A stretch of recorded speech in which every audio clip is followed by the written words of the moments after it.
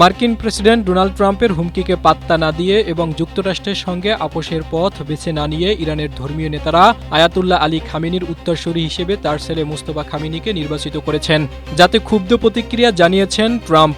রয়টার্সের বিশেষ এক প্রতিবেদনে বলা হয়েছে, ইরানের অ্যাসেম্বলি এক্সপার্ট মুস্তফা খামেনিকে নির্বাচিত করার মাধ্যমে কঠিন পথকেই বেছে নিয়েছে।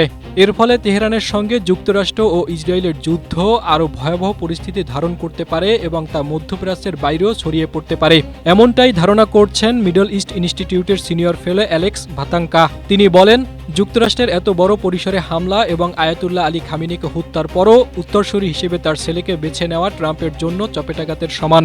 ইরানের সর্বোচ্চ ধর্মীয় নেতা হিসেবে যিনি নির্বাচিত হন, তিনি সর্বোচ্চ ক্ষমতার অধিকারী। তিনি পররাষ্ট্রনীতি, পারমাণবিক কর্মসূচি এবং নির্বাচিত প্রেসিডেন্ট ও সংসদকে পরিচালনা করেন। স্ট্রবেরি সুপার ডটেড ও ক্লাসিক ভ্যারিয়েন্ট সেনসেশন জাগুক শিহরণ।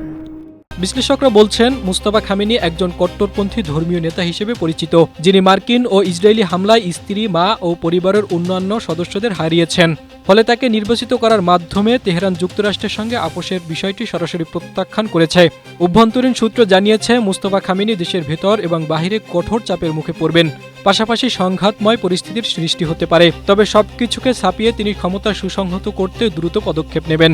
ইরানের আঞ্চলিক একজন কর্মকর্তা বার্তা সংস্থা রয়টার্সকে জানিয়েছেন, বিশ্ব আয়াতুল্লাহ আলী খামেনির শাসনকাল অনুভব করবে, কারণ মুস্তফা খামেনির সামনে যে পথ, তাতে তার কঠোর হওয়া ছাড়া কোনো উপায় নেই। এমনকি যুদ্ধ শেষ হলেও ব্যাপকভাবে অভ্যন্তরীণ চাপের মুখোমুখি হবেন তিনি।